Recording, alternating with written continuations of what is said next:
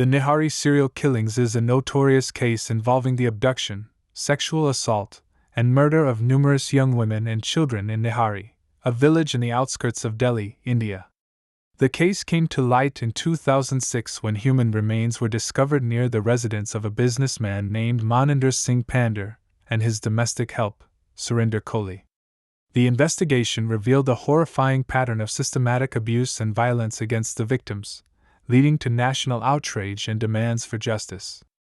Surinder Koli, also known as Nithari Serial Killings case convict, was involved in the heinous murders and sexual assaults of numerous children and women in Noida, India.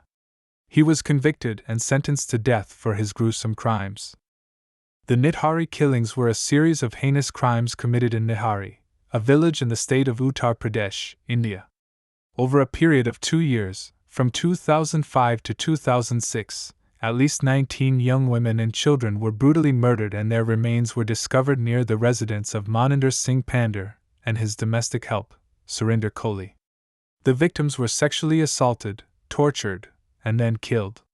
The perpetrators, Pandher and Koli, lured their victims with promises of employment or other opportunities before subjecting them to unspeakable horrors. The discovery of the mass graves shocked the nation, leading to widespread outrage and demands for justice for the innocent victims. The investigative process involves gathering evidence, conducting interviews, and analyzing data to uncover the truth. Initial suspicions often arise from unusual behavior, conflicting alibis, or circumstantial evidence. The shocking revelation of multiple missing persons has sent shockwaves through the community, leaving families and law enforcement agencies scrambling for answers.